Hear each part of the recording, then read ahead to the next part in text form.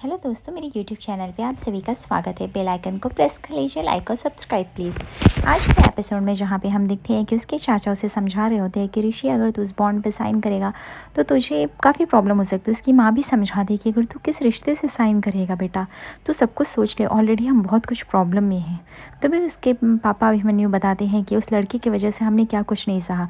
Already Aditi इतनी disturb है, तुम्हारी शादी, फिर तुम्हारी जॉब, अब बेटा तुम ये सब करोगे तो तुम बहुत बड़ी मुसीबत में फंस जाओगे।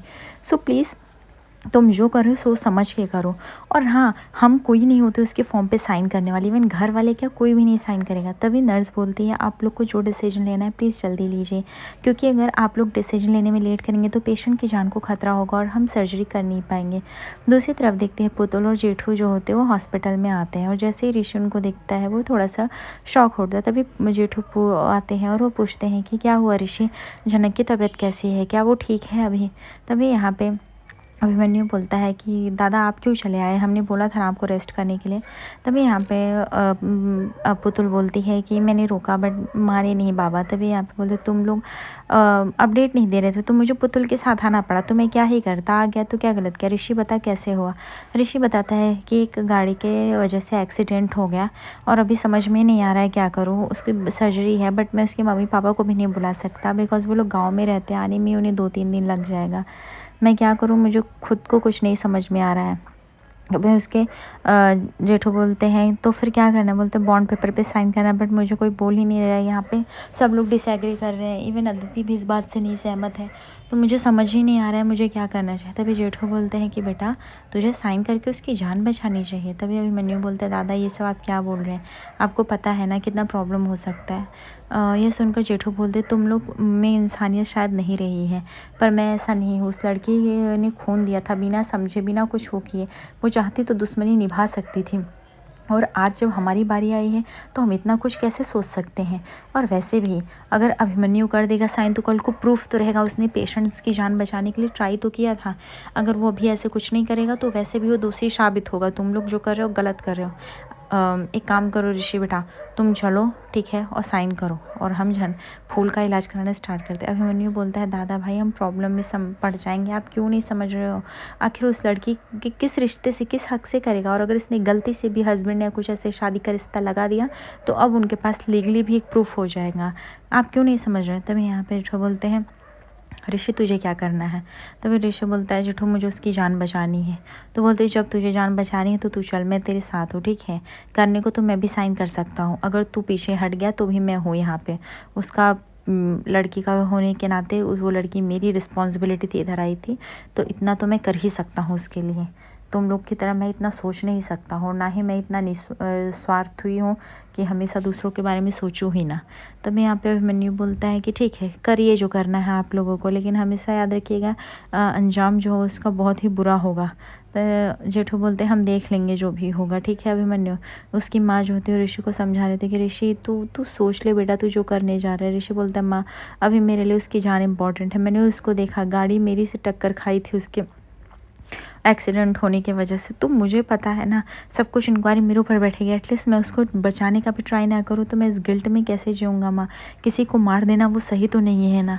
उसके बाद वह जेठू की बात से एग्री हो जाता है और वो जेठू और पुतुल के साथ जाता है फॉर्म पे साइन करने के लिए, जहाँ पे उसकी माँ काफ़ी दुखी हो जाती है। बोलती है ये सब क्या कर रहा है ऋषि, कुछ भी नहीं समझ में आ रहा है। अभिमन्यु बोलता है जब से लड़की हमारे घर में आई है तब से अशांति फैल गई है, कुछ ना कुछ किसी न किसी वजह से होता रहा है, और अभी से ये देखा दादा भाई भी उसको सपोर्ट कर रहे हैं। ऋषि क्या कर रहा है उसको खुद को होश नहीं। तभी उसके छोटे काका जो थे सुरजीत वो समझाते हैं, वो बोलते हैं कि दादा आप चिंता मत कीजिए, अगर ऋषि ने इस डिसीजन लिया होगा तो कुछ सोच समझ के लिया होगा। वो कभी भी गलत डिसीजन नहीं लेता है, हमेशा कुछ ना कुछ उसका डेप्थ उसने सोचा होगा, इसलिए प्लीज़ बी रिलैक्स। तभी अभिमन्यु बोलता है अरे ये नहीं सोच रहा है, ये अपनी और अदिति के साथ रिश्ते की और हमारे घर में और इसकी सबका मजाक बना के उड़ा दिया है। पता नहीं इस लड़की से कब हमारा छुटकारा मिलेगा, हमें तो समझ में ही नहीं आ रहा है। दूसरी तरफ हम देखते हैं ऋषि जेठू और पुतुल जाते हैं काउंटर पे, जहाँ पे वो बोलते हैं कि हम साइन करने के लिए रेडी हैं, आप दीजिए। तभी वो फॉर्म देता है और यहाँ पे ऋषि बोलते हैं ठीक है। उसके बाद ऋषि उस पर रिश्तेदार लिख देते हैं, और बट वहाँ पे वो जो होता है इनकार करता है एक्सेप्ट करने से पहले। वो बोलता है रिश्तेदार लिखने से नहीं पता चलेगा, आपको डिफ़ाइन करना पड़ेगा कि आपका उनके साथ क्या रिश्ता है, हम क्या समझें आप कौन हैं। और ये जब तक नहीं करेंगे हम आगे की फॉर्मेलिटीज़ के लिए रेडी नहीं हो सकते। उसके बाद जेठू बोलते हैं बेटा लिख दे तू उसका हस्बैंड है। तभी ऋषि बोलता है कि जेठू ये मैं कैसे कर सकता हूँ, आप क्या बोल रहे हैं, आपको ज़रा होश भी है। तभी जेठू बोलते हैं हाँ बेटा मुझे सब पता है, उस पर अगर तू लिखेगा तो उसका ये तू वैसे भी शादी को नहीं मानता और वो भी नहीं मानते, इसका मतलब ये नहीं तुम लोग सच के पति पत्नी हो जाओगे, ठीक है। पर उसकी जान बचाने के लिए ये ज़रूरी है, और किसी की जान बचाने के लिए अगर कहीं 2-4 बार साइन करना पड़े तो बेटा ये कहीं गलत नहीं है ना बुरा है। और वैसे भी तो इसकी चिंता मत कर, ठीक है। ये डॉक्यूमेंट्स तो जैसे ही वो फुल ठीक हो जाएगी हम कल के कल हॉस्पिटल वालों से बोल के डॉक्यूमेंट्स बदलवा देंगे, इसकी चिंता मत कर तू, ठीक है। तू अभी बस प्रायोरिटी पे रख के फुल ठीक हो जानी चाहिए, और हमारे लिए इससे ज़्यादा सोचने की कोई भी बात नहीं होनी चाहिए। ऋषि बोलता है पता नहीं जेठो मेरे साथ क्या हो रहा है, मुझे डर लगता है, मैं उसको अपनी बीवी भी नहीं मानता, फिर भी मुझे उसके हस्बैंड लिखना पड़ेगा। तभी जेठो बोलते बेटा कर, ज़्यादा टाइम नहीं। पुतुल बोलती है और ऋषि वैसे भी उसकी जान बचानी सबसे ज़्यादा इम्पॉर्टेंट है, हस्बैंड लिखने से तुम हस्बैंड नहीं हो जाओगे और ना ही तुम्हारी वाइफ हो जाएगी, सच्चाई तुम्हें भी पता है। अभी उसका बच पाना बहुत मुश्किल है ना, तुम्हें करना, पता नहीं बेचारी कब बचेगी। और वैसे भी अच्छा ये तो साइन तो मैं और बाबा भी कर सकते, लेकिन हमारा किस हक से रिश्ता है, तुम तो कहीं डिफाइन भी कर सकते हो।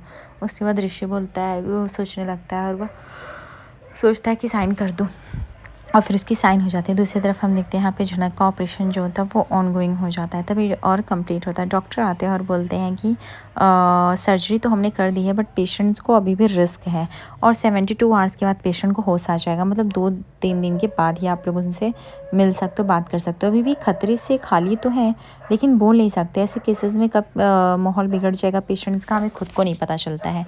और जितना भी कोशिश करूँगी मैं उसको बचाने के ही लिए। तभी यहाँ पे जेठू बोलते प्लीज़ आप उस बच्ची को बचा लीजिए, वो बच्ची बहुत ही अच्छी है और अभी तो बहुत ही यंग है।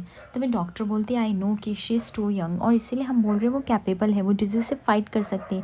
बट आई डोंट थिंक कि मैं कोई एक झूठा होप दे के चली जाऊँ, मैं आपको एक सच से अनभिज्ञ कराना नहीं चाहती, इसलिए मैं चाहती हूँ आप लोग को पता रहे कि बहुत ज़्यादा ज़रूरी है। ऑपरेशन तो हो जाएगी एंड उसका होश में आना भी सही है, बट उसके बाद वो वापस से स्थिति ना बिगड़े, वो चाहते हैं। Okay, and by the way कोशिश तो यही चल रहेगी कि हम अपना सब कुछ 100% दें, तो प्लीज़ आप लोग चिंता मत कीजिए। वो आई है तो जितना भी हो सकेगा हम अपना 100% दे के सही कर देंगे, और आप उनकी फैमिली को इन्फॉर्म कर देंगे तो ज़्यादा बेहतर रहेगा। उनकी फैमिली कहाँ रहती है, और प्लीज़ उन्हें बुला लीजिए। और वह ऋषि को बोलती है आप उनके हस्बैंड हैं, आपने पहले क्यों नहीं बताया। आई नो कि बहुत अजीब लगता है जब खुद की ही वाइफ का अपनी ही गाड़ी से एक्सीडेंट हो जाए तो समझ में नहीं आता, बौखला जाता है इंसान क्या बोले क्या नहीं। बट कोई बात नहीं, आप वो कहाँ की रहने वाली हैं। तो ये बोलता है शिमुलपुरी, और डॉक्टर बोलती वाह क्या इंटरेस्टिंग कहानी है, मतलब एक गांव की लड़की को एक शहर के लड़के से प्यार होता है और वो भी एक पुलिस वाले से, काफ़ी इंटरेस्टिंग है। ऐसे आजकल लव स्टोरी ना देखने मिलती है ना कहानियों में होती है। बट मुझे अच्छा लगा तो, बट फिर भी आप उनके मॉम डैड को एक बार इन्फॉर्म कर देंगे तो बढ़िया रहेगा। वैसे भी उस लड़की का पहनावा देख के हमें भी थोड़ा डाउट हुआ था कि वो इस शहर की तो नहीं ही हो सकती, बट बाय द वे वो हमारे लिए पेशेंट थी, तो इतना सब कुछ हमने डिटेलिंग तो किया नहीं। बट कोई बात नहीं, हम आपकी बीवी को बचाएंगे क्योंकि आपने इतने एफर्ट्स दिए हैं, आपसे जो हो सका है वो सब करने की कोशिश किया, तो हम ऐसे खाली हाथ तो नहीं जाने देंगे ना। तो प्लीज़ आप चिंता मत कीजिए, हम पूरा ट्राई करेंगे कि आपकी वाइफ जो है वो बच जाए। पुतुल को भी थोड़ा झटका लगता है किस तरह से ऋषि के सामने जनक को वाई बोलते हैं, और डॉक्टर बोलती है वैसे तो कहना पड़ेगा कि आप जैसे हस्बैंड हो तो लाइफ और भी आसान हो जाती है, मतलब कहने के लिए सब हस्बैंड बनते हैं बट रियल में एक आप हो, मतलब पूरे हॉस्पिटल को लेके एक कर दिया उसके चक्कर में। बट बहुत अच्छा है, आप लोग में से कोई जाके एक मिल सकता है। जेठू बोलते हैं एक काम करता हूँ मैं पहले जाता हूँ। उसके बाद जेठू जाते झनक से मिलने के लिए। झनक जो होती है वो पूरी तरह से आईसीयू में रहती है, वो बेड पे लेटी रहती है, ना ही उसे होश रहता है ज़्यादा, ना ही वो ज़्यादा बोल पाती। तभी जेठू जाते हैं और बोलते हैं फूल बेटा देख देख देख तेरे मुखिया जी आए हैं बेटा, देखना। और तू ये क्या बेटा संभाल के नहीं चल सकती, गाड़ियों से ठोकर लग जाते हैं, तुझे पता है ना तेरे मुखिया जी कितने घबरा जाते हैं तेरे लिए, तू उनके बारे में भी नहीं सोची, ये तो गलत है बेटा, पूरा का पूरा गलत है, तुझे तो एक बार तो सोचना ही चाहिए था ना। अब आगे से ऐसा करना मत, ठीक है। हम लोग बाहर हैं और मैं बाहर, तुझे किसी भी चीज़ की ज़रूरत पड़ेगी तो बता देना, ओके। और किसी भी चीज़ के लिए घबराना नहीं है, डॉक्टर्स हैं उन्होंने बोल दिया है। और अपने मुखिया जी से बिना मिले तू जा रही थी ना, इसीलिए देखिए सब कर लिया तूने, अब मुझसे बिना मिले जाने नहीं है तुझको, ठीक है। तभी झनक जो होती है वो कुछ बोल तो नहीं पाती है और वो रोने लगती है। मुखिया जी उसको बोलते बस बस रो मत, अब रेस्ट करो। सिस्टर बोलती है अब एक काम करिए आप जाइए, आप बार बार उनको रुला रहे हैं, इससे काफ़ी बुरा इफेक्ट पड़ रहा है। उसके बाद जेठू जैसे ही बाहर जाते ऋषि को बोलते बेटा तू भी जाके मिल ले एक बार। ऋषि बोलता है मैं कैसे जाऊँ। तभी पुतुल बोलती क्यों ऋषि क्यों नहीं जा सकता, तू उसे यकीन दिला कि इतने कठिन समय पे भी तू उसके साथ है, उसे शायद अच्छा फील हो, पॉजिटिविटी आए तो हो सकता है वो बच सकती है। और हमें क्या चाहिए, वो बचनी चाहिए ताकि तुम्हारी भी लाइफ में कुछ उतार चढ़ाव ना आए और तुम भी अपना काम स्टार्ट कर सको। इसके लिए बहुत ज़रूरी है ऋषि तुम जाओ, उसको सब सच बताओ जो भी कैसे हुआ, तुमने कैसे सब कुछ इतना अकेले हैंडल किया है, ठीक है। ऋषि को लगता है कहीं ना कहीं पुतुल की बात सही, इसलिए वो चला जाता है। दूसरी तरफ हम देखते हैं जेठू और पुतुल को लगता है ये सब जो हो रहा है वो एकदम सही हो रहा है।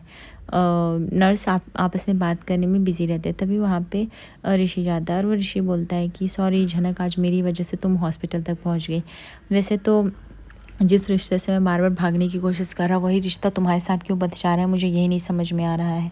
उस बार भी जब तुम गांव के लिए आ रही थी तो अब तुम्हारा एक्सीडेंट हुआ तो भी हॉस्पिटल में मैंने हस्बैंड लिख के किया, और आज भी हस्बैंड, मतलब जो मैं नहीं करना चाहता हूँ बार बार मेरी किस्मत वहीं ला के खड़ा कर दे रही है। मुझे समझ में नहीं आ रहा है मेरे साथ ऐसा क्यों हो रहा है। और मैं तो तुमको थैंक यू बोलने वाला था, लेकिन देखो मेरी वजह से तुम्हारा क्या हाल हो गया। मुझे पता है मैंने तुम्हें बहुत हर्ट किया, बस मैं चाहता हूँ कि अब एक बार तुम उठ जाओ और मैं तुम्हें बता सकूँ कि मेरी तुमसे कोई भी पर्सनल दुश्मनी नहीं है। मैं अदिति को भी समझा दूँगा सब कुछ, लेकिन मैं इस चीज़ से बाहर निकलूँ तब तो। इसके लिए तुम्हें ठीक होना पड़ेगा झनक, प्लीज़ तुम ठीक हो जाओ। मैंने तो तुम्हारे मॉम डैड को भी इन्फॉर्म करने की कोशिश की, बट गांव में रहने की वजह से कोई नेटवर्क नहीं रहा तो मैं कुछ बता नहीं पाया। अब तुम पता नहीं कब ठीक होगी, कब बात करोगी। झनक सबको सुन रही होती है लेकिन वो बोल नहीं पाती, वो सिर्फ आधे होश में ही रहती है और वह ऋषि की तरफ देखती है तो उसको थोड़ा सा तो अच्छा लगता है। उसके चेहरे पे मानो कि अलग ही मुस्कान आ जाती है। जहाँ पे नर्स उसकी तारीफ़ करती हैं और बोलती हैं कि वाह पति हो तो आपके जैसा, क्या आपने अपनी बीवी का ख्याल रखा है, वो भी इस ज़माने में से बहुत कम पति होते हैं। सच में हमें भी देख के बहुत ही अच्छा लगा ये सब जो आपने किया अपनी बीवी के लिए। उसके बाद यहाँ पे नर्स बोलती है अच्छा मैं जाती हूँ। उसके बाद वो चली जाती है। ऋषि सोचता है कि पता नहीं क्या हो रहा है, पहले ज़बरदस्ती शादी, फिर अब ये मैं तो सब चक्करों में फंसता जा रहा हूँ। बस एक बार तुम ठीक हो जाओ झनक, मैं तुम्हें एक बार अच्छे से सॉरी बोल दूँ और देन उसके बाद में फिर सब कुछ हम ठीक कर ले। मैं जानता हूँ तुम एक बुरी इंसान नहीं हो, तुम एक अच्छी इंसान हो और मैं तुम्हारी खुद दिल से मदद करना चाहता हूँ, बट हमारे बीच में जो भी ये सब गिले शिकवे बने हैं वो सब पहले सॉर्टेड होने चाहिए और मुझे यही चाहिए। पर एक अजीब सी घबराहट होने लगती है कि मैं तुम्हारे बारे में इतना क्यों सोचने लगा हूँ, मुझे तो यही नहीं समझ में आ रहा है। एक तो अदिति के साथ मेरा रिश्ता ख़राब हो रहा है, मैं पूरी तरह से फंस गया हूँ, लेकिन मुझे ये भी पता है कि आज तुमने ही मुझे बचाया है मेरी नौकरी से, तो मैं तुम्हें तो बचा ही सकता हूँ। तुम मेरे लिए अच्छा सोचते हो तो मैं तुम्हारे लिए बुरा नहीं सोच सकता हूँ झनक, इतना तो मुझे भी पता चल गया है।